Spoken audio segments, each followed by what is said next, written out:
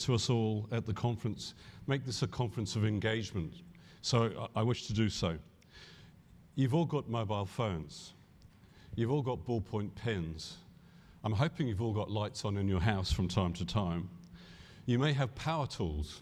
In fact, you may even be in the semiconductor or AI chips business. And tungsten is in all of those things. It's part of our lives. It's ubiquitous and it's in everything. And I'd want to illustrate that today and talk a little bit about our company, the Tungsten Metals Group, but also talk about how critical tungsten is as a mineral. Let me introduce our company. And hopefully there's some sound there.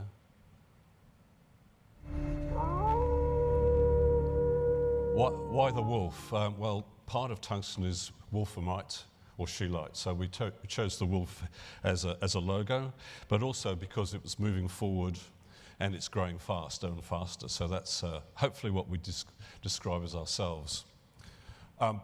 As with all investments, I'll put the disclaimer up there and get through that very quickly.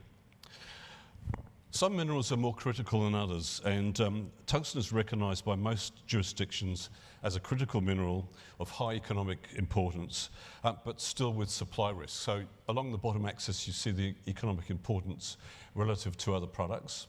But on the left axis there, you see the supply risk. The supply risk exists because 96% of the world's tungsten comes from Russia and China. Doesn't leave much for the rest of the world.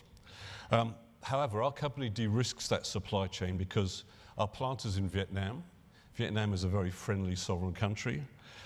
We are already in production, so we're growing revenue straight away.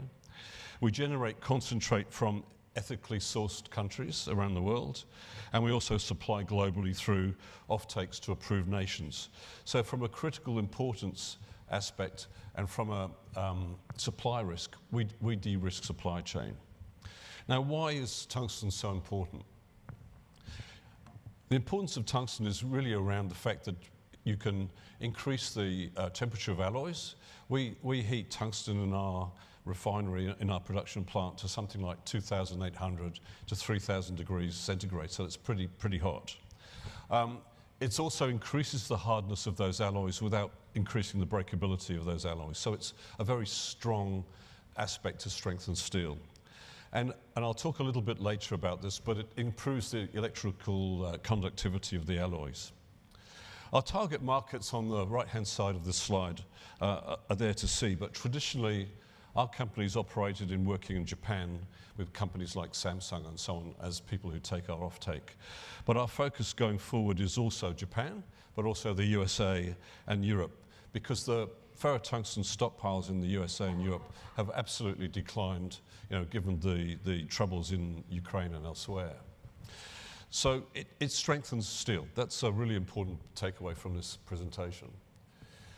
In terms of overall global dynamics, the points I'd like to make there are that the market sectors that we operate in are essentially primarily transport, mining and construction, industrial, but you can see energy and defense down at the bottom there.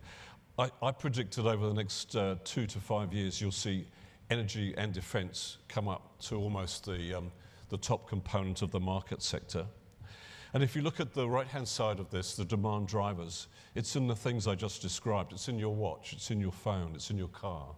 So tungsten is ubiquitous, and yet many of us go, we don't know much about tungsten.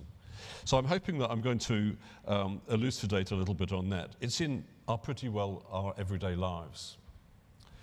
The Tungsten Metal Group is well positioned to capture the open market that China and Russia cannot supply. China's production at the moment is to supply its own demand. It needs to meet its own internal demand. And Russia, because of the war in Ukraine and elsewhere, has very low stockpiles. We get calls from Russia or other people involved with Russia every week, and we won't sell to them. That leaves the rest of the world demand in a very strong position for a company like ourselves. And if you look at the pricing of tungsten, at the bottom left-hand corner there, other than the COVID impact, which everyone experienced, you can see that the pricing is pretty consistent and the margins are pretty consistent in this particular business. So we're very pleased to say that we're well positioned, in our opinion, to take advantage of that window in the market. And now tungsten is absolutely relevant in the battery technology industry. You've heard much about lithium, you've heard much about sodium, other batteries, sodium tungstate and so on. But there are companies like Nybolt where in the UK they're competing or complementing, I should say, with lithium and sodium batteries. The use of tungsten in Nybolt's batteries illustrates a number of things. One is a higher charging speed, which is really important and will continuously grow, as the last speaker talked about. It improves the higher resistance to heat, so we get less explosions of lithium batteries and so on in our cars or bikes. And I mentioned earlier the high electrical conductivity. Tungsten as a connector with your anode or cathode improves that connectivity, but it also acts, if you want it to, as an insulator in the battery, say lithium, which reduces the risk of overheating. As I said earlier, when we talk about heat, tungsten goes up to 2,800. It starts melting at 2,500, so it's a pretty impressive metal. In his opening address, Scott Clements from Tribeca mentioned the challenges of financial models. We don't have that challenge. Our model is really simple. It's straightforward. On the left-hand side, we buy from exploration companies. We buy concentrate from exploration companies. We do something with it. We purchase that. We process it in our plant in Vietnam. We then move into the offtake agreements with clients, as I said, like Samsung in Japan, Mitsui and others. And the complexity is not the financial model. The complexity is in the alchemy and the experience and the knowledge required to provide high-quality ferrotungsten. And we have that in our recognized world-class team. The company's strategy is to operate downstream in value add, and the products that we referred to on a few slides earlier, rather than upstream into exploration or mining. I'll never rule out going upstream, but the way we're operating at the moment, the value add is in downstream, and we de-risk exploration risk. This is our tungsten plant in Vietnam, in Vinh Bao. The bottom left you can see is our arc furnace, which goes up to 3,000 degrees, as I said. Various other machines, such as extraction and crushers. In the middle there you see our plant itself, and around that plant, around the footprint we've got, we plan to expand into the sodium tungstate, which is the chemical version of the heat treatment that we produce. But we also have the ability to produce tungsten powder, which is a fine powder for tools and drill bits, for example, or other forms of tungsten that we would look at going forward. I invite anybody here as an investor or somebody interested in this particular market to talk to us at our booth.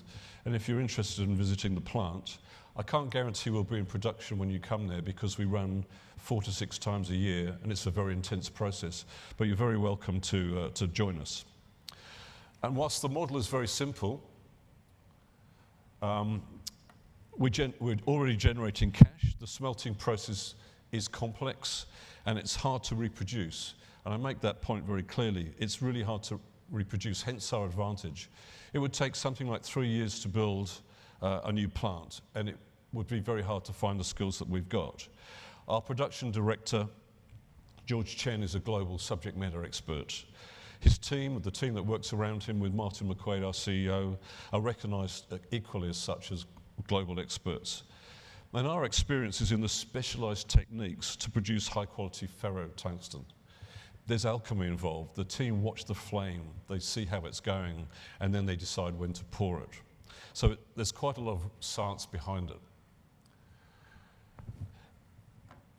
Scott also used, when he addressed you in the opening session on Monday, he used a term I'd never heard before called friendshoring. I don't know if you remember him using the word friendshoring, as in offshoring.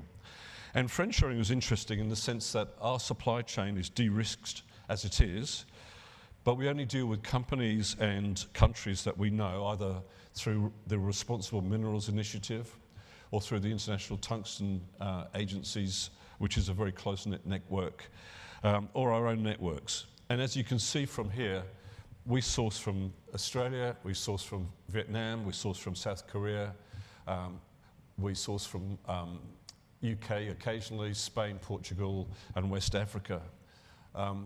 We haven't got to Kazakhstan yet, but there is a mine in Kazakhstan, and they like to talk to us, I know that.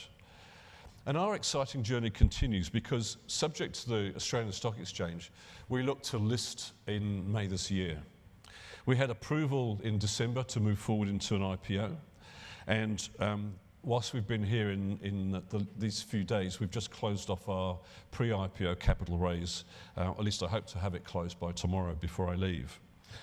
The important thing about the company here, though, is we can produce 4,000 tonnes per annum in several years' time when we're in full production. Our first year will be about 1,350, 1,400 tonnes.